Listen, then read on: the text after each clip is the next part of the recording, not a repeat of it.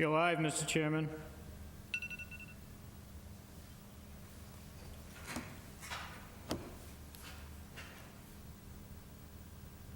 Mr. Chairman?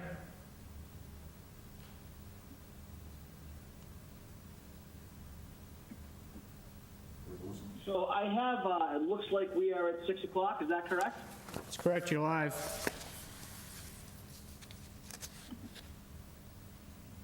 Correct, Bob. Okay, so we normally get a countdown. We'll work out. It sounds like we might have somebody new in the background this evening, so that's fine. My name is Robert Tatro. As a preliminary matter, as the chair of the Auburn Zoning Board of Appeals, before I begin the meeting, in an effort to reduce background noise, I'm going to ask that you all please mute your phones at this time and only unmute if you're going to speak. That's referring to everybody who calls in. Unmuted. Permit me to confirm that all members and persons participating on the agenda are here and can hear me right now. So when I call the membership roll call, could I get an affirmative, please? Vice Chair Michael Marin, present? Present. Affirmative. Mr. Chicolo?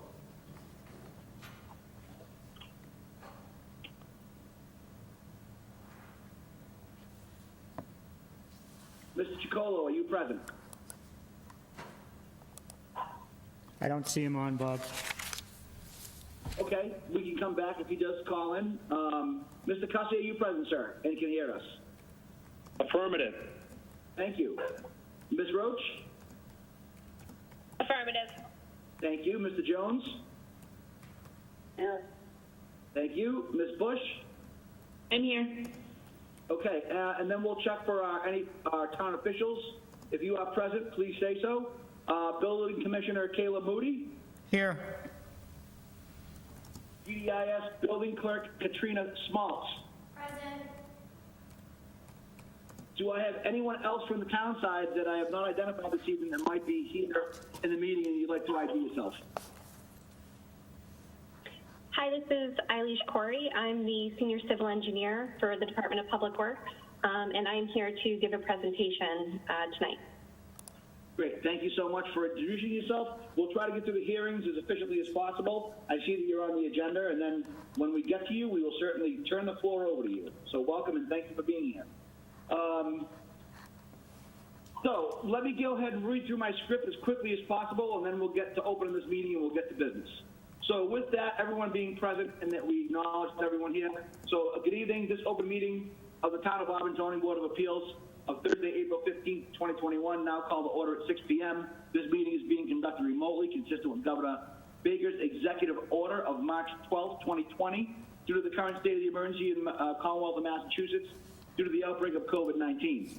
In order to mitigate the transmission of COVID-19, we have been advised and directed by the Commonwealth to suspend public gatherings, and as such, the Governor's order suspends the requirement of the open meeting law to have all public and publicly accessible physical location.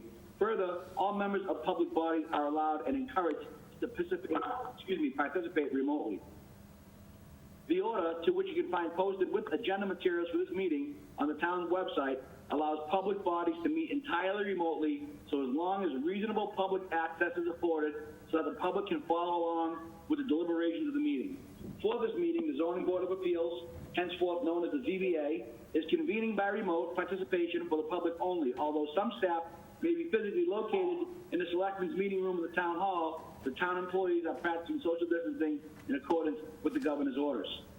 For the public to join the meeting remotely by telephone, please call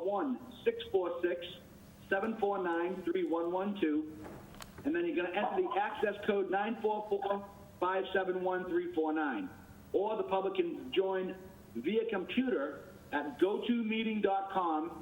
Click on the upper right tab where it says join. Enter the meeting number 944-571-349. The remote access information has been posted also on the town's website, identifying how the public may join. Please note that this meeting is being recorded by Auburn Cable Television. Accordingly, those members of the Zoning Board of Appeals, employees, and members of the public who participate, please be aware that other folks may be able to see you, and please take care not to screen share your computer. Anything that you broadcast may be captured by the recording. Meeting materials. All supporting materials have been provided to the member of the body and are available at the town's website. The public is encouraged to follow along using the posted agenda. Meeting business grounds. We are all turning to the first item on the agenda. Before we do so, permit me to cover some ground rules for effective and clear conduct of our business and to ensure accurate meeting minutes. I, Robert Tatro, will introduce each speaker on the agenda. After they conclude their remarks, the chair will go down the line of members, inviting each by name to provide any comments, questions, or motions. Please hold until your name is called. Please remember to speak clearly in a way that helps generate accurate minutes. For any response, please wait until the chair yields the floor to you and then state your name before speaking. If a member wishes to engage in discussion with other members, please remember to do so through the chair, taking care to identify yourself first. After members have spoken, the chair will afford public comments to follow. The chair will first ask members of the public who wish to speak, identify their names and addresses only. Once the chair has a list of all public commentators, I will call on each by name and afford 3 minutes to comments. Finally, each vote taken in this meeting will be conducted by roll call vote. Technical difficulties. If we have any technical difficulties, we will suspend the meeting while attempts are being made to resolve the issue. We will keep accurate minutes noting any disconnections, reconnections of members. Okay, so moving on to my next handout here. So again, welcome to the Thursday, April 15, 2021, 6 o'clock p.m. remote meeting participation of the Auburn Zoning Board of Appeals. Do I have a motion to open the meeting? Mr. Chairman, Michael Marin, I'll make a motion to open the hearing. Vice Chair Michael Marin makes a motion to open. Do I have a second? Yeah, Rich Cussy, second. Thank you, Mr. Cussy. Megan Roach, how do you vote? I approve the motion to open. Peter Jones, how do you vote? Approve. Caitlin Bush, how do you vote? Approve. I also, Chair Robert Tatro, approve. Just to check before we proceed again, do we have Mr. Piccolo joining the meeting yet? Mr. Chairman, Yes, Caleb. just for clarification, you also need to call on the person that made the motion and the person that made the second for the vote. Okay, I will do that. Thank you, sir. Thanks. Have we identified Mr. Piccolo being present? No, I don't see Larry signed on yet. Okay, so as making the motion, Vice Chair, how do you vote? I approve. And Mr. Chairman, if I may, that I have the floor for a second. Of course. Just for housekeeping items, and I'm sure you have this on your list, but given that Mr. Colo is not present, perhaps we can bring one of our alternates forward formally to vote this evening. Absolutely, sir. I was trying to move these along on my list as quickly as possible, but I do appreciate that. So now that Mr. Chicolo is not present, let me finish this vote and we'll move on to that. So we got an affirmative vote from the Vice Chair. Mr. Cussy, how do you vote as the second on the motion? Approve. Okay. So we have an open meeting. So the next one we have for the general purpose of the meeting is that we have alternate Peter Jones will be stepping forward as a full member this evening for voting purposes, as Mr. Chicolo is apparently not present. So with that being said, have I missed anything before we proceed? I just want to make sure, because I know that it's certainly possible that I have, but I believe that I've covered everything to the point that we've needed to so far that I can open this 6 o'clock p.m. hearing. Is there anyone present who would disagree with that? Okay, hearing none, seeing none. Do I have a motion to open the 6 o'clock p.m. applicant Gaetano and Mariangeli Baroni, and I apologize if I mispronounced any of that, requesting a variance under section 5.4 of the Auburn zoning bylaw to build a garage 10 foot 9 inches from the front property line on property located at 32 Silver Street, Auburn, Mass, map 9, parcel 30. And before I open the hearing, a request for an open the hearing, I just want to make sure that you are aware that there is a possibility of these applications tonight could be considered either special permits or variances. That was brought to my attention today. So we're going to vet those possibilities as well. So as long as the members have that in the back of their head while they're thinking of all the other things going on, it might help move things along. So do I have a motion with all that being said to open the 6 o'clock p.m. hearing? Mr. Chairman, Michael Marin, I'll make a motion to open the hearing as stated. Thank you very much. Do I have a second? Yeah, Rich Cussy, second. Okay, so Mr. Vice Chair Maron, to take the roll call vote, do you vote to open the hearing? Yes, approved. Mr. Cussy, do you vote to open the hearing? Approved. Megan Roach, do you vote to open the hearing? Approved. Peter Jones, do you make a vote to open the hearing, excuse me? And myself, Robert Tatro, Chair, I also approve. Okay, so we have an open hearing. Yeah. Applicant's present this evening.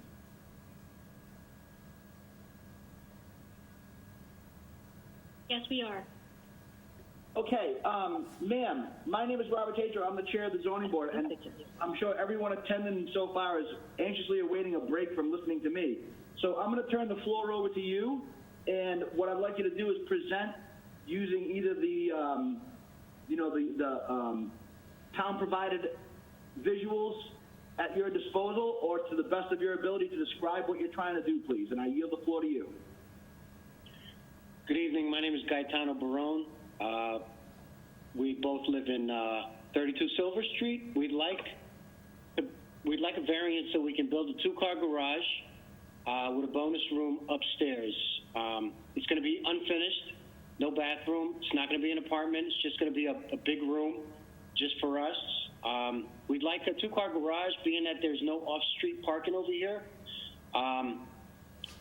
It'll be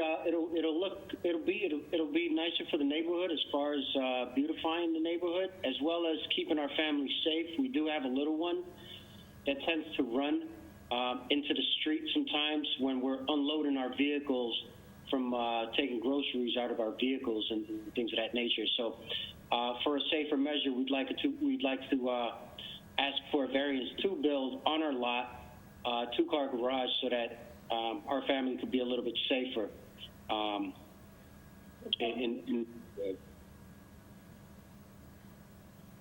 We've done our due diligence. We've done our due diligence as far as getting the land surveyed and abiding by the town rules. And we're hoping to just get this variance so we can go ahead and build on the lot. Okay. Do I have any abutters present that would like to speak on this matter?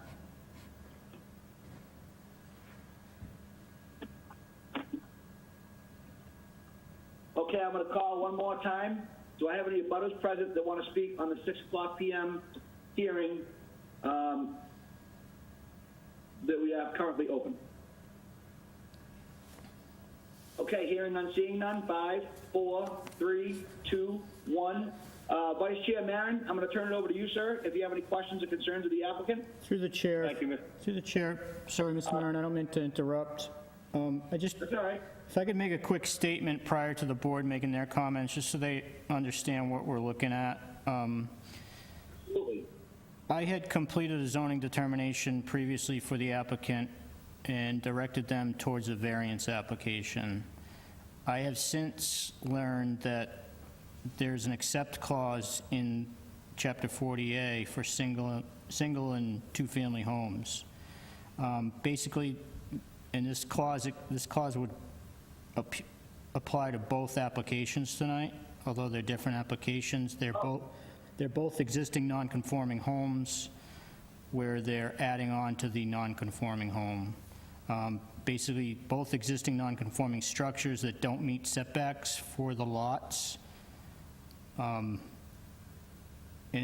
what I found in Chapter 40A is the Zoning Board of Appeals has the ability to, through the special permit process, approve additions to single and two-family homes, provided that the board finds that the proposed change is not more detrimental than the existing nonconformity. So I would ask that the board make a motion to change the application on the floor from a variance to a special permit prior to considering. I am now, but it's still not working right. We didn't miss them across the street, did we? Hi, hold on. Somebody's either just joined the meeting or just hit a microphone and started a conversation on the side. Can you check our microphones, please? I signed on with no audio, so it's not me. Yeah, that is you. Whoever that just said that.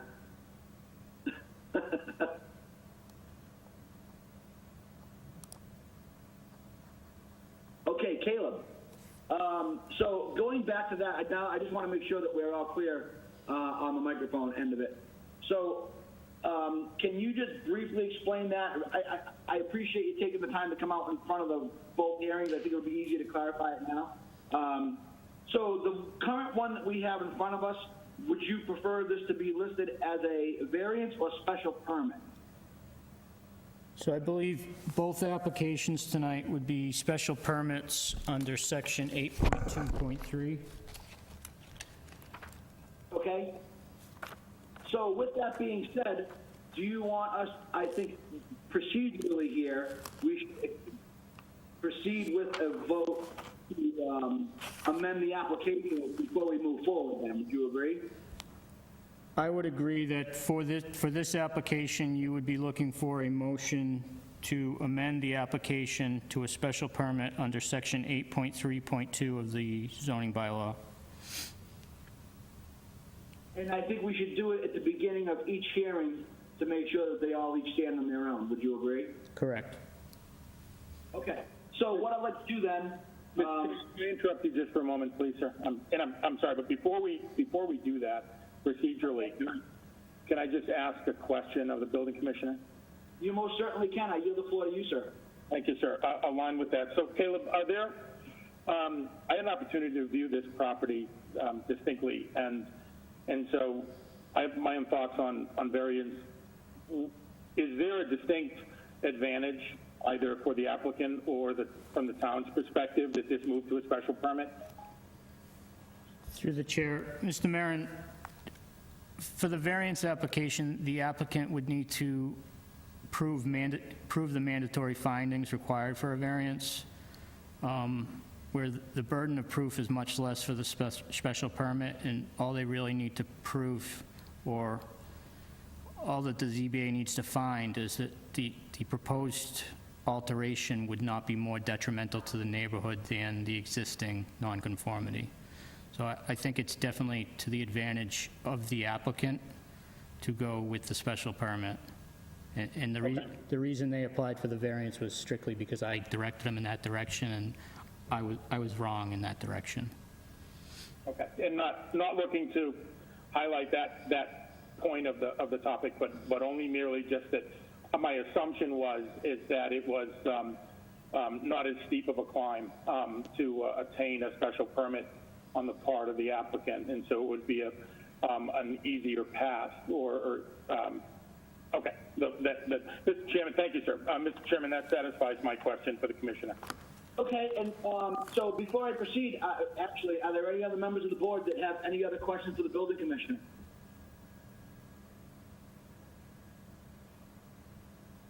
Okay, hearing none, seeing none, I'll proceed then. So do I have a motion on the floor to amend the current application from variance to special permit as stated by the building commissioner? Mr. Chairman, Michael Marin, I'd like to motion as stated. Okay, so I have a I'll second. motion as stated. Do I have a second? I will second Megan Roach. Thank you, Ms. Roach. So we will go back to the full roll call vote again. Vice Chair, how do you vote? I approve. Okay, Megan Roach, how do you vote? Approve. Mr. Cussy, how do you vote? Approve. Mr. Jones, how do you vote? Approve. And I, the chair, vote to approve. Okay, so we have amended the application from variance to special permit at the recommendation of the building commissioner. So we have also heard from the applicants regarding what they want to accomplish on their property, and we have also verified that there are no, or at least at the time, there were no abutters present that wanted to speak. So with that being said, I'm going to try to pick up where we left off and move to the vice chair, Mr. Marin, and find out if he has any questions or concerns from the applicant. Thank you, Mr. Chairman. And to the applicant, thank you for being here tonight. with the drawings that we have in front of us, just for the record, I want to confirm a couple of topics. So the intent is to remove the current detached garage that is on the property and reconstruct, adding a breezeway and connected two-car garage. Is that correct? That is correct, sir. This is Gaetano. Sorry, I didn't mean to interrupt you. Go ahead, sir. No, this is Gaetano Brown. I'm introducing myself again. That is correct, exactly what you stated.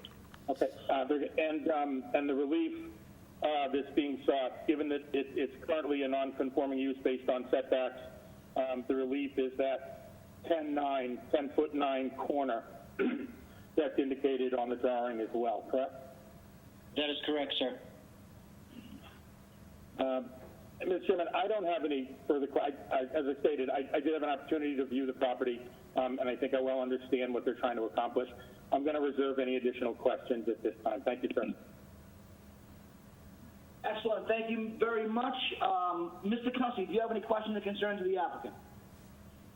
No, I had a chance to view the property today also, and I'm good with it, so I'm all set. Thank you. Okay. Thank you. Ms. Roach? Nope, I am also good with it. Okay. Mr. Jones? Okay. I'm sorry, Mr. Jones, could you just, I just want to clarify, it was kind of a quick one for me. Oh, I'm good. Okay, thank you. Ms. Bush, do you happen to have any questions or concerns of the applicant? Nope, I'm all set, thanks. Okay, great. And honestly, I don't either. Personally, again, I viewed the property as well, and I think I can share with the other members that I think it's a nice improvement, as the applicant stated. And it does certainly make sense. I think it's a very nice visual improvement as well. So anyway, do I have a motion to close the public portion of the hearing? Mr. Chairman, Michael Marin, I'll make a motion to close the public portion of the hearing. Thank you. Do I have a second? Through the chair, if I may. Oh, you may, yes, please. Did you want to check with the butters just one more time, just to be sure? Sure. Thank Per you. request, do we have any abutters who have joined the meeting before I proceed?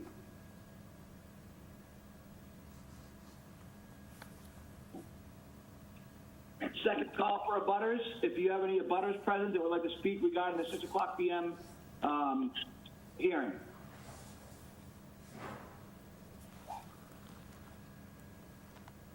Thank you, Mr. Chairman.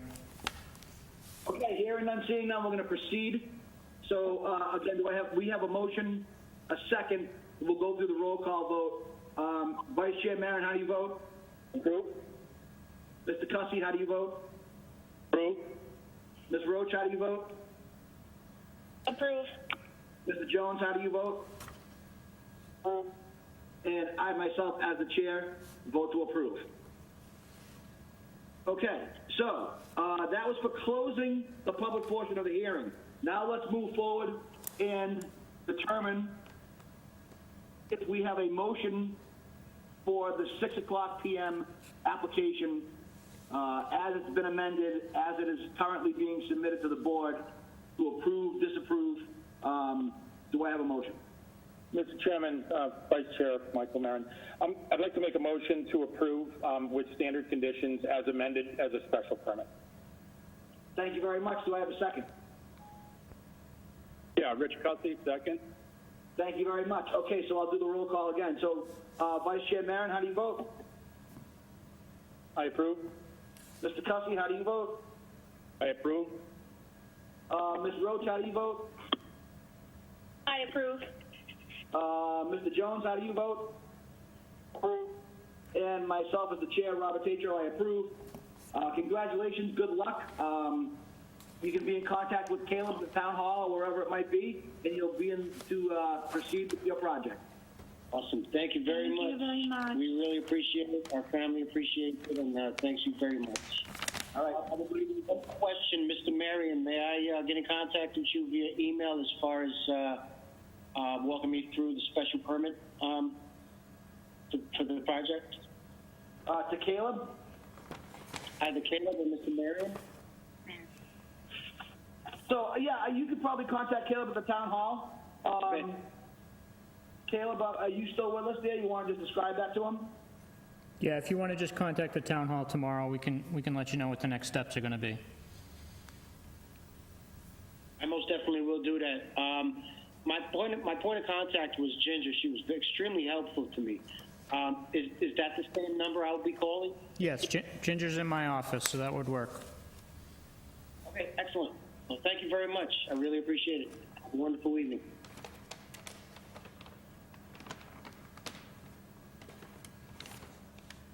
Okay, we're going to give them about a minute or so, maybe just about a minute, and then we'll move on to the next one here.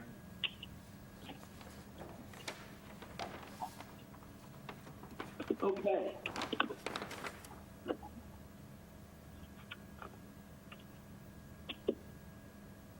All right, it seems like we settled down. So we have next on our agenda is the 6:05 p.m. applicant Jason Shalinsky requesting a special permit under section 8.3.2 of the Auburn zoning bylaw to build an addition to a pre-existing non-conforming lot on property located at 770 Oxford Street South, Auburn, map 74, parcel 60. Do I have a motion? So first what we're going to do is do a motion to open the hearing, and then I'm going to defer to Caleb. Caleb will go over and explain everything again with this particular permit. Then we'll make a motion to amend or not amend, whatever the board sees fit, and then we'll proceed as accordingly. So right now I'm looking for a 65 applicant. I've already read at 770 Oxford Street, South Auburn, Mass, map 74, parcel 60. Do I have a motion to open the hearing? Mr. Chairman, Michael Menard, I'll make a motion to open the hearing. Thank you. Do I have a second? Rich Cussy, second. Thank you. Ms. Roach? Approve the motion to open. Thank you. Mr. Jones? Approve. Vice Chair Maron, how do you vote? I approve. Richard Cussy, how do you vote? Approve. And I vote to approve. The hearing is open.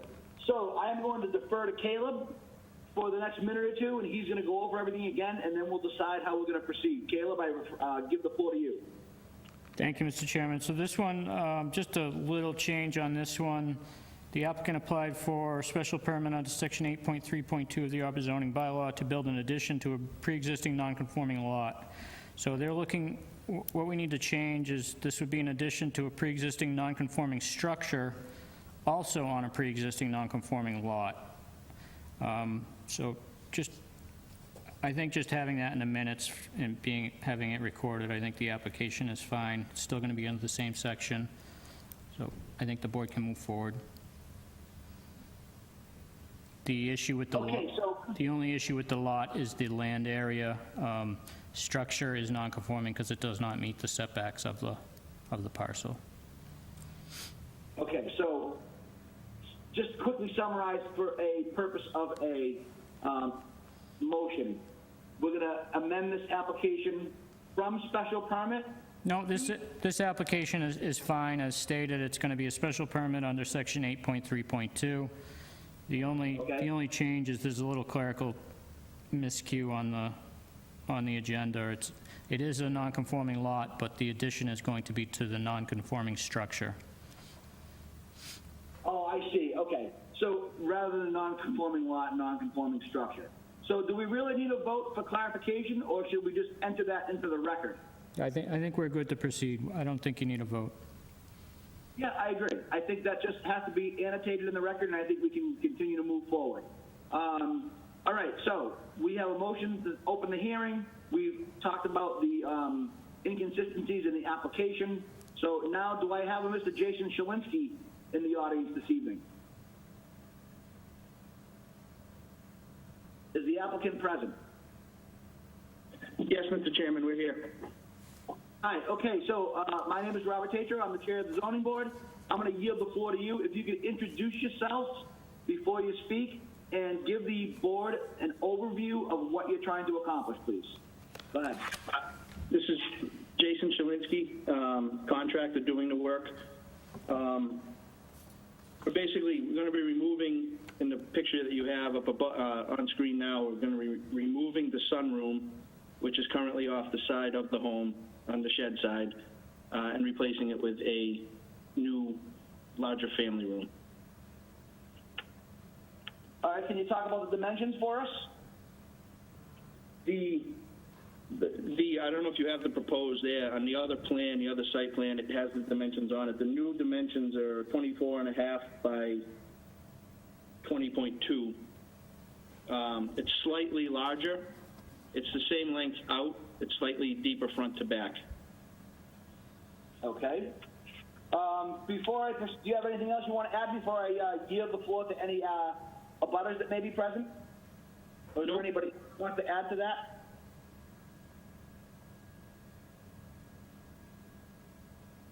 Okay, hearing none, seeing none. Do I have any abutters present that would like to speak on the matter of the 605 hearing?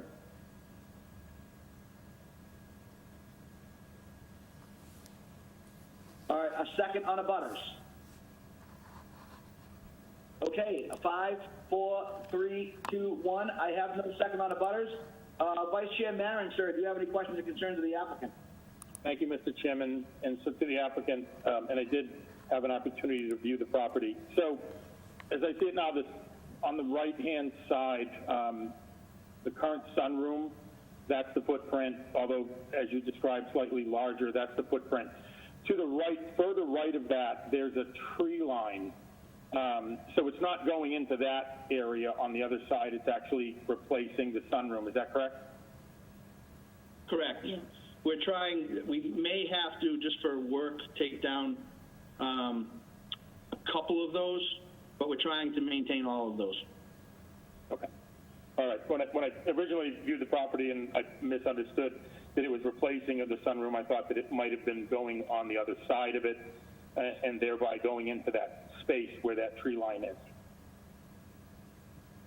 No, it's replacing it. Yeah, no, we're basically taking that down, putting a full foundation on it and replacing it depth-wise as is. Okay. And as far as the frontage, and I've got the diagram that you referenced earlier with the dimensions. So where the frontage setback is a 32.4, this will be a 33, so just a foot out, 33.3, jog out. With that footprint. Correct. Yeah, we were trying to stay behind that original bump, so we didn't do any worse with the nonconformity. Okay, thank you, sir. Mr. Chairman, I'm going to reserve any additional questions, but I don't have anything further at this time. Excellent, thank you. Mr. Gussie. Yeah, I had a chance to view it today also, and it looks good. I'm good with it. Thank you so much. Ms. Roach.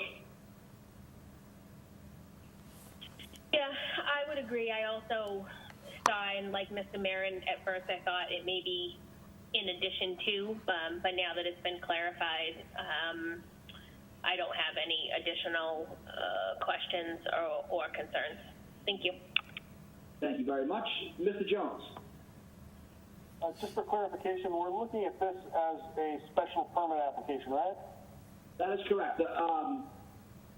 The intent and purpose of the permit did not change. It was just being worded as in where you can actually see it on the screen for the agenda, to build an addition to a pre-existing non-conforming lot, and it should have said to build an addition to a pre-existing non-conforming structure. So the only change was the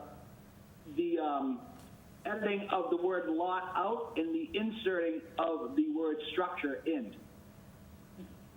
Thank you. Following the standards set forth in 48 Section 6, I have no questions. Okay, great, thank you. So while I'm at it, Ms. Bush, do you have any questions, concerns? I don't have anything. Thank you so much. And I actually don't either. So do I have a motion? One more chance. Do I have any abutters who might be present or have signed in?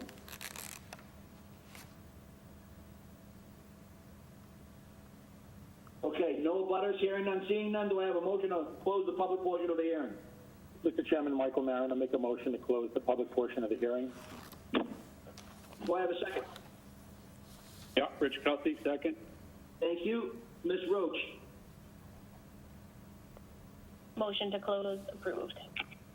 Mr. Jones.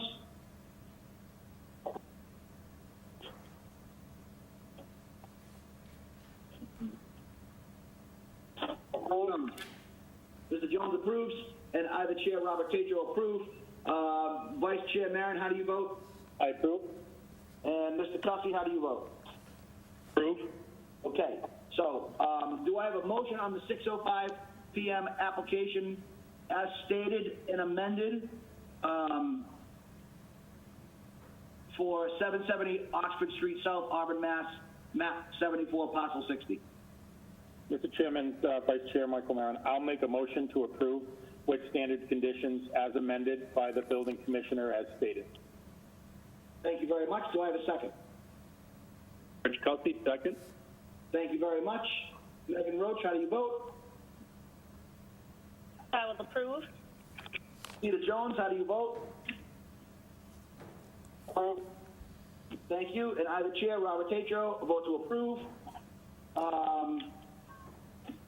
So to the applicant, I think the same you heard from the previous hearing, that you can contact the building services department tomorrow at some time during the day, and they can let you know what the next steps are in your application process. Did you get all the votes? Thank you.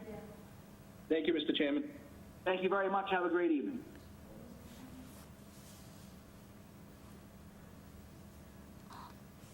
Okay, so I think that's really all we have for people present left as far as hearings go.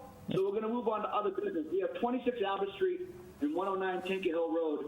They're requesting a modification.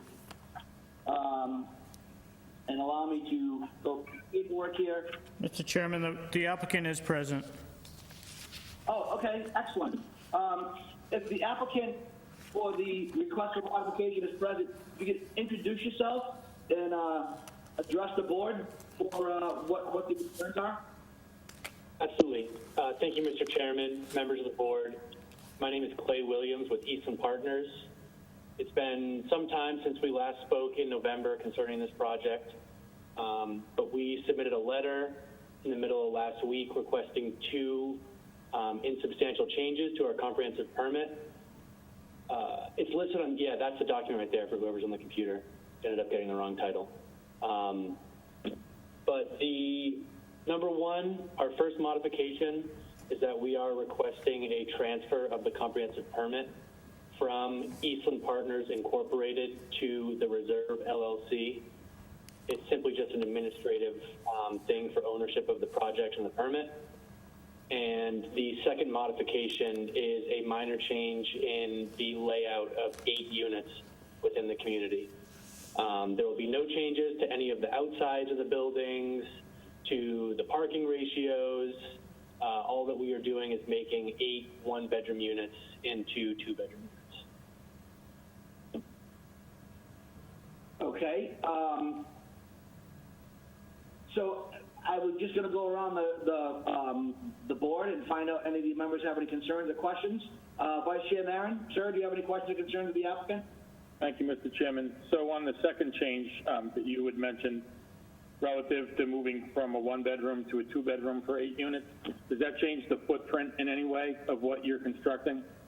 No, it does not. If you look at the plan that's on the screen right now, all we're doing is basically building one wall inside of this existing layout and a small closet in order for it to qualify as a bedroom. But it will be, unnoticeable from the outside of the building. You won't even be able to tell. Thank you, sir. I don't have anything further, Mr. Chairman. Thank you. Cussy? No questions. Thank you. Ms. Roach? No questions. I'm good. Thank you. Mr. Jones? Done. Thanks. Thank you. Ms. Bush? I'm all set, thanks. Thank you. And myself as the chair, I'm all set as well. So, we didn't really open a hearing, Caleb, for this. I know we should do a roll call, but do we need to kind of technically open a hearing for this then? If it's going to be a vote, it doesn't really have an impact on the project, it's just administrative changes, but.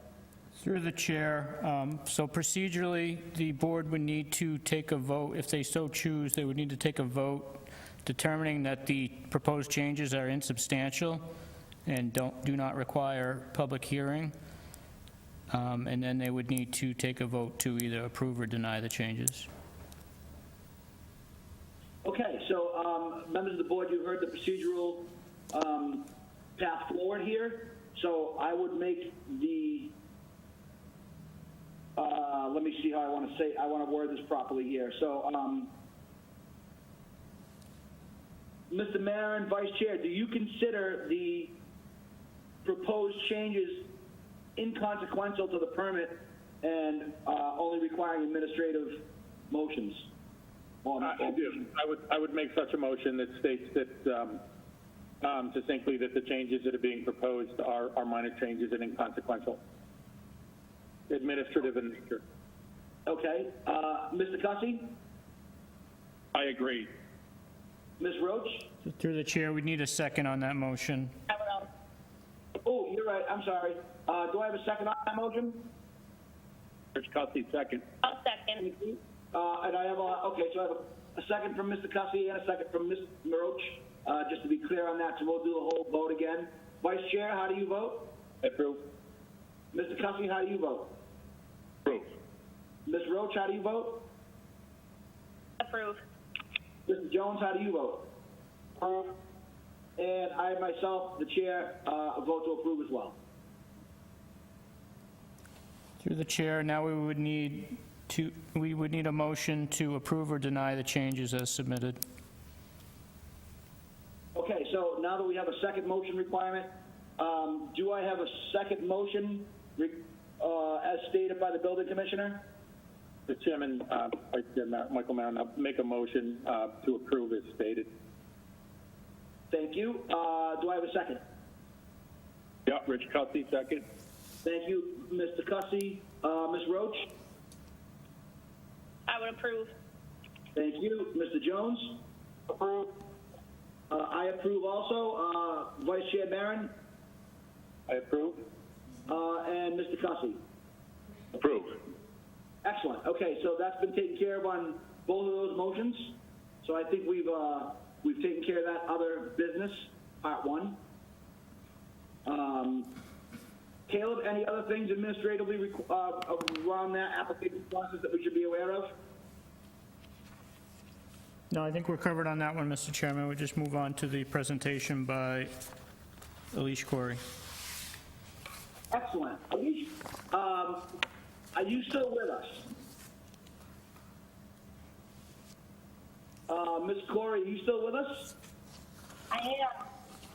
Thank you very much for being patient. And can you see me and hear me? Hello? Okay. Caleb, would you mind sharing? Oh, can you hear me? Yeah, we can hear you. I was going to yield the floor to you if you Okay.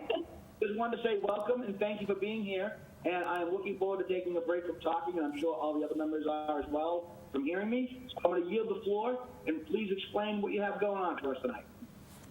Sure, great. All right, so Caleb shared his screen with me, so I'm going to pull up my presentation. All right, so good evening. My name, again, is Alish Corey. I am the Senior Civil Engineer at the Department of Public Works. And first of all, thank you to the board for having me on tonight. I've been making this presentation to several other departments and boards across Auburn, and you're actually last on my list, so hopefully I've got this presentation down and I can go through it pretty quickly for you. So I'm going to be presenting today about our stormwater management program in town, and specifically I'm going to be going over some changes to an existing stormwater bylaw that we have under our general bylaws that is where we have proposed changes that are going in front of the spring town meeting on May 4th. And the reason that we are making these changes is that there are new federal requirements that we need to follow that are impacting the design standard to which stormwater treatment systems need to be designed. And we have a deadline to update our bylaw by June 30th, or we could potentially be facing some very serious enforcement actions from the Environmental Protection Agency. So to start at the beginning and go over what's really driving these changes, we start with what stormwater actually is. And for the most part, it is rain, but it includes all types of precipitation, including snow, hail, sleet, anything of that nature. And we're concerned about it, particularly in this regards because of the pollution that it can pick up as a result of running over the ground and spread to many different water bodies once it gets discharged into the nearest stream, brook, or pond. So this has led to a situation where there are lots of pollutants that are beginning to concentrate in our water bodies. And our old way of dealing with pollution in stormwater was to really try and get it out of the way as quickly as possible to kind of keep the flow going. And that's just not working anymore. So there's been a movement in recent years to turn towards a more natural, sustainable method of managing stormwater. And that's things like infiltration basins, rain gardens, anything that really takes stormwater at its source and forces it to either infiltrate or treat the stormwater that comes into it. So in support of this new sustainable movement, the town was issued what is called an MS4 permit, and it is essentially a stormwater permit. And it is jointly administered by both the Environmental Protection Agency at the federal level and also the Massachusetts Department of Environmental Protection at the state level. And although they say jointly administered, EPA is really the lead on this, and Mass DEP is just kind of along for the ride. So we're not the only town in Massachusetts to have this. There are 260 other municipalities who have been issued this same permit, and they are the ones that have any sort of color on them on that map on the right. And this is based on population density from the 2010 census. So if you have above a certain level of population, you are given this permit. So again, this is really what is driving the changes to our bylaw. And the topics in particular that we are concerned about are stormwater management during construction, what happens after construction to ensure that the stormwater infrastructure is being maintained appropriately, and also how the stormwater infrastructure treats phosphorus, which is considered to be a pollutant of concern in Auburn due to the way that it causes excessive vegetation growth in some of our ponds. So we have an existing stormwater bylaw, and it was put in place as a result of a previous iteration of the MS4 permit. And it authorizes a land disturbance permit as well as the creation of a stormwater committee, of which Caleb is a member, so he's well aware of what's going on. But the other committee members are shown on the right there, but they are primarily town department members, as well as Mike Garland from the Conservation Commission, who will be joining us as a member shortly. So the Stormwater Committee is authorized to enact a set of regulations under this bylaw, and that really gives the bylaw a lot of details and gives us the authority to administer a land disturbance permit. So unfortunately, while we do have this bylaw in place, it was never actually enforced, really up until now. So the regulations were never developed, and the land disturbance permits were never issued. So we really have two reasons for changing this bylaw. One is the requirement to do so by the EPA under the MS4 permit. But the other is that we really would like to enforce the land disturbance permit because it provides additional environmental protections that we think are necessary to drive the changes in water quality that we want to see. And so as a result of that, we have developed a set of draft regulations, but unfortunately right now those regulations wouldn't really sync with the way that the bylaw is written. So we'd like to make changes in order for those two documents to be able to talk to each other effectively. So the changes that are coming to the bylaw, if you do see them as part of the article that's been submitted, they do look extensive, but in general, they fall under these four general categories. So one is to really bring the bylaw up to the modern standards through which we administer and enforce stormwater standards. The bylaw was written a few years ago, so it's not quite up to how we would like to do it. The second is to remove any kind of confusing or duplicitous language that we've identified that could cause problems, both for the town to administer and also for applicants of the stormwater permit who are just trying to understand what they need to do. Third is to remove any technical references or procedural languages from the bylaw into the regulations. And this is because we don't want to have to go to town meeting every single time there's a change to stormwater standards or when we need to make small adjustments to procedures. And the fourth is to update the thresholds for when a land disturbance permit is needed. So Auburn is a member of a regional stormwater group who banded together and hired a consultant to do an audit of all the existing bylaws of its member communities, and they found that Auburn was actually one of the strictest.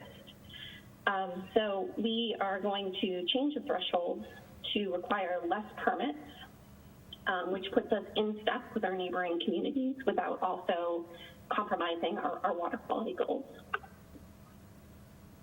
So stormwater is a little tricky because it applies to a lot of different town departments and boards. So in addition to myself working at the Department of Public Works, this is something that involves the Conservation Commission, it involves planning, and to a certain extent it involves zoning. So we want to make sure that when an applicant comes and is applying to permits in all of these different areas, that we're coordinated in terms of what we're requiring from them, and also trying to ensure that we have good communication between what has already been submitted and ensuring that we don't have like conflicting comments or anything that could cause confusion like that. So once this bylaw is put into place, the Stormwater Committee will meet to vote in regulations, and the Department of Public Works will be responsible for administering the land disturbance permit. And we're working right now on trying to figure out a way to make a permitting system that is as easy and seamless as possible, so applicants can apply to it easily and get comments in a seamless manner. So in summary, we do have federal requirements for stormwater design that are more stringent than our existing regulations, and that's driving a change to our bylaw that will result in a new land disturbance permit. We do have to make these changes by June 30th, or we could face some enforcement actions, which can include serious financial fines from EPA. And permit administration for the land disturbance permit is going to be through the Department of Public Works, but we're going to be working closely with everybody else in town who has anything to do with stormwater to try and make the process easier on everyone. So I'd be happy to take any questions or comments you have right now, but I've also included my contact information here in case you want to reach out separately with any other questions. Okay, so thank you for that presentation. I'd like to go around the board, as we always do, and give each member an opportunity to speak. Vice Chair Marin, do you have any questions or comments, sir? Thank you, Mr. Chairman. And thanks for being here tonight. I really appreciate the information and really a thoughtful group of slides. I just had a couple of quick questions. Recognizing the push and the deadline, is this, I don't want to call it just administrative, but is the push and the deadline to change the bylaw, or are there any financial impacts to current stormwater remediation that the town is going to have to undertake to meet these standards? So in other words, does DPW, do we need to take on any projects to upgrade any systems or stormwater activity in town, and what's the cost impact to the town for that? Sure. So in regards to the bylaw, no, there will not be any financial implications for DPW.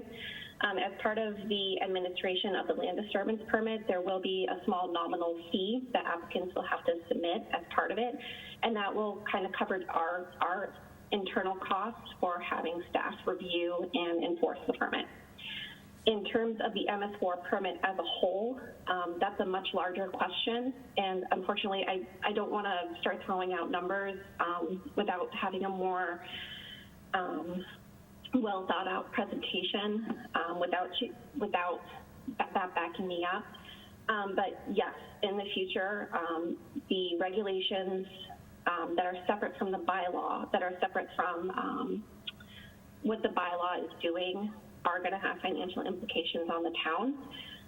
And really, it's a work in progress to figure out what that exact number is going to be and how we're going to address it. Okay, so there are going to be future betterments that the town is going to have to take on and assess what that financial impact is. The only follow-up question I have, if I may, is so understanding until the bylaw is changed, that's the new law moving forward for any future project. Are there any ongoing existing projects that this will impact? In other words, if anyone's in construction right now, are they going to be immediately forced to comply? So we have taken steps to enforce the existing bylaw as it currently stands. Unfortunately, it's very toothless.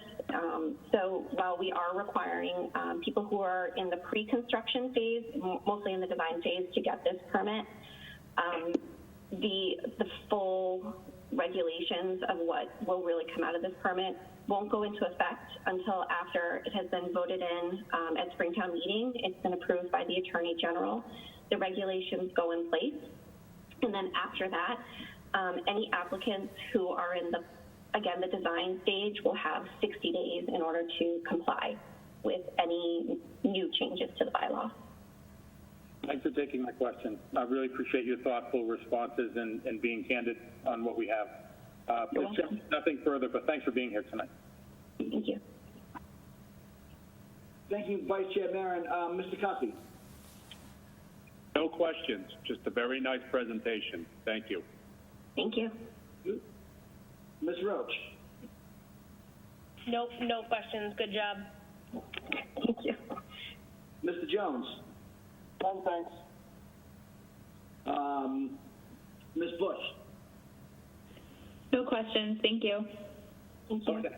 So I have some questions.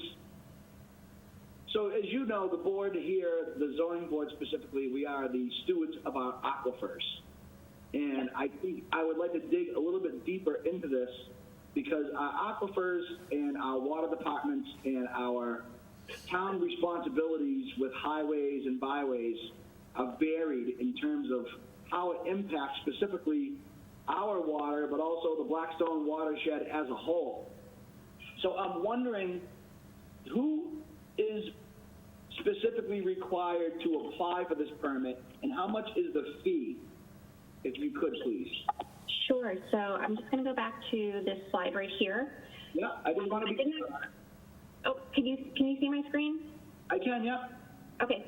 So I didn't actually call it out during the presentation, but on this right-hand side over here are the actual thresholds for construction when a permit will be required. Okay.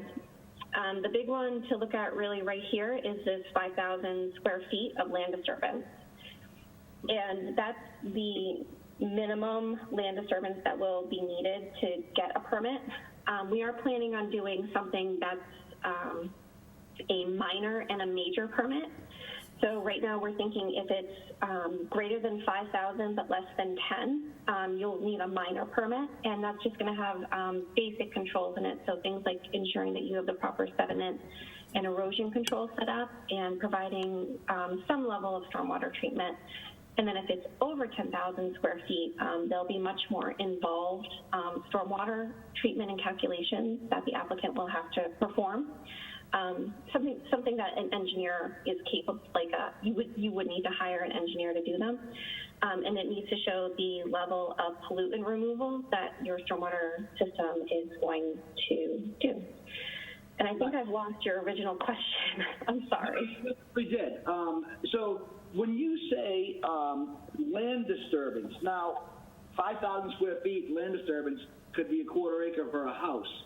5,000 square feet land disturbance could be, digging a pad for a mall, a small strip mall, let's say, for instance. So is this geared toward the medium-sized business in the area, or is this geared towards homeowner and up, would you say? It would apply to homeowners and up. And I mean, 5,000 square feet for a single-family home is, it really depends. But the idea behind it for smaller developments is that developers would work to really try and maintain the existing land that's out there instead of just going out and clear cutting the entire thing, which can have environmental benefits. So hopefully these thresholds will encourage a lower level of land disturbance in the first place. And for the larger businesses and larger developments who would have more responsibility for ensuring good water quality will be pushed into doing more to ensure that that actually occurs. Right. So I'm going to bring the vice chair into this conversation. If you remember, Mr. Marin, when we sat on the zoning board review committee at its very early stages, we had presentations on this matter when they discussed the rain gardens and the different sizes of side streets. I'm trying to kind of jar your memory here. So along with this, is this been vetted by our local water department? Now, I know our water department is a completely separate entity from the town. I understand that. But our actions directly affect our water. So have they been brought into these conversations at some point? So Ken Smith is a member of the Stormwater Committee. He's a non-voting member. He hasn't been to any of the recent meetings, but I know he is aware that this is occurring. We also worked very closely with them on a recent project that was funded through a MVP action grant from the state to look at the impact of chlorides as well as pollutants from vehicle spillovers that could potentially be going into Auburn's waters and its groundwater aquifers. So that's something that we definitely talked about in the past. I will say that as a stormwater designer myself, what we are pushing is beneficial not only to above groundwater, but to groundwater aquifers as well. In particular, I know that chlorides is a topic of concern that comes up in Auburn quite a bit. So the protections that are in this bylaw go towards protecting the aquifers through prevention of chlorides and also through treatment of things like phosphorus and nitrogen that the water department has to treat for before the drinking water is sent into the main system. So I think you and I understand where we're going with this conversation is that, and I appreciate that. Obviously, you're very well versed on all the different topics that I'm bringing up.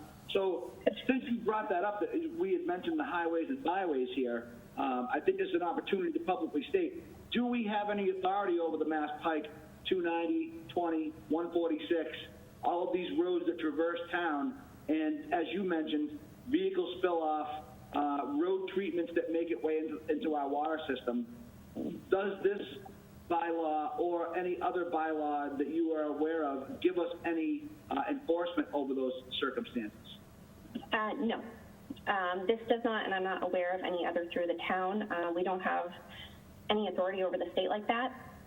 However, I will say that Mass DOT has its own MS4 permit. It's very cleverly called the TS4 permit for transportation.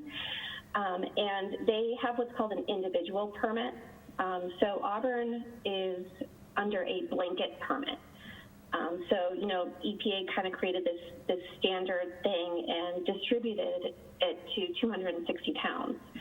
The TS4 permit that Mass DOT has was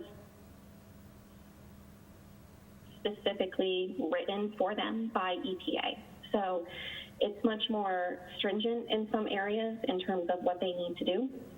And it hasn't been issued yet, as far as I'm aware, but we are anticipating it any day. And I'm sure as part of that permit, they will have to be doing very similar things to what the town is doing to provide treatment and prevent things like spillovers from entering water bodies. But until that permit's issued, I can't provide any more details on what they will actually have to do. Mm-hmm.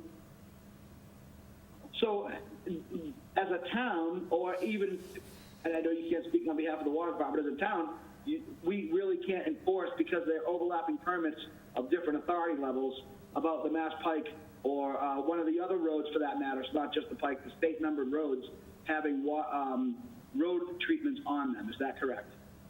That's correct. Maybe the only other thing I will mention, that same MVP action grant that we worked with the water department on, Mass DOT was a contributing member to the workshops we held as part of it. So they were very cooperative during that, and they were very interested in what we have to say. So hopefully something good will come out of the final report that was issued as part of that grant. That's great, and I really appreciate you taking the time out to answer those questions for me and a lot of other people in town who do generally have concerns with the water, and some people have a better understanding of the whole, the layering of the onion, if you will, and better able to explain it than rather than getting it piecemeal. So thank you very much for that. I appreciate that.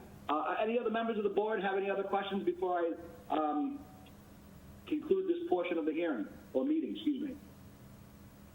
Mr. Chairman, at the risk of holding us a couple more minutes, I have a quick follow-up question. I'm wondering if there's any insight into the pervious v. impervious thresholds that we currently have, and if those will be adjusted by any of this work. Is that in the subdivision rules and regulations? I believe so. Caleb may be able to speak better to that, but I know we currently have thresholds, and we've I won't use the word struggled, but I, as a kind of a guardian of the pervious versus impervious on larger projects and not wanting folks to, pave everything and anything they can. We've got thresholds that need to be met for applications, and I wonder if there's an opportunity for us to increase those thresholds to our benefit in some of this work at some point. At least those thresholds are part of the aquifer bylaw. The aquifer bylaw? Okay. So I can't speak to that specifically because I'm not familiar enough with it to know all the details, but I will say that as part of the next year or so, we're going to be taking a very close look at any bylaw, whether it's a zoning bylaw, a planning, subdivision, really any sort of regulatory mechanism that the town has for stormwater, and really going through them with a fine-tooth comb to ensure that there's nothing in there that's contradicting each other, and that everything is up to the latest standard.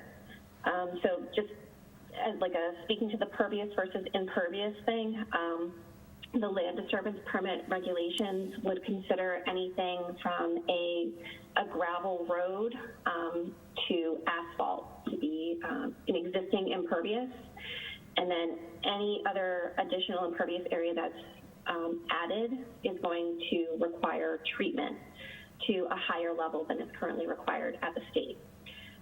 So even if a applicant goes and has a design that meets the subdivision rules and regulations, unless it also meets the land disturbance permit, they will not be able to move forward.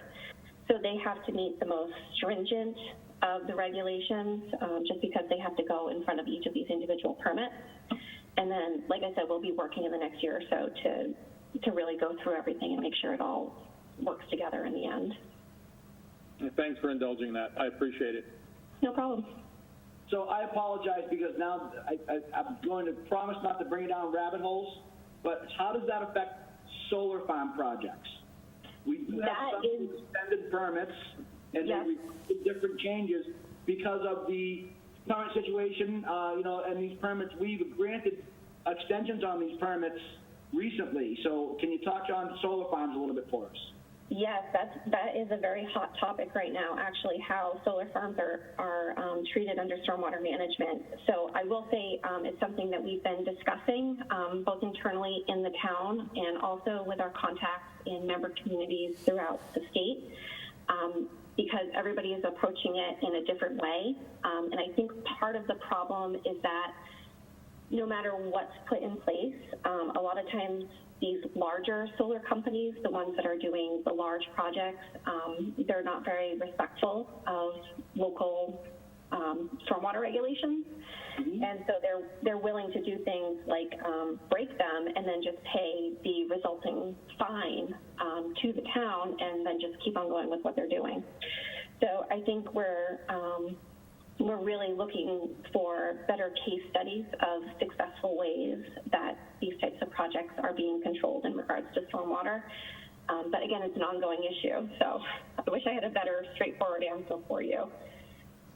So would we take those, I guess, would you say on a case-by-case basis as they come up? Should we seek further guidance if we have to modify permits in the future, or? Sure, if you'd like to. Caleb has my information. My contact information is also in the slide. I'm always willing to weigh in on whatever stormwater issues come up. That's great. I really appreciate your time. Thank you so much. Thank you. It was an excellent presentation, and your ability to respond to all these questions on the fly tell me that you've certainly done your homework and done into these topics, so I appreciate that. Very good work. Okay, so let's wrap. I think we have,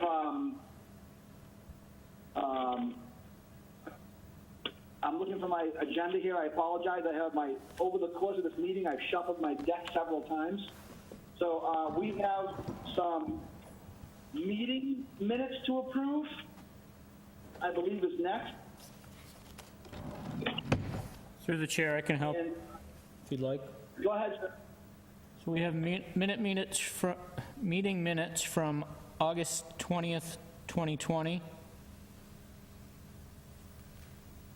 Need a motion? So usually I read them all off at once. Do you want to read them all off at once, or just do one individual?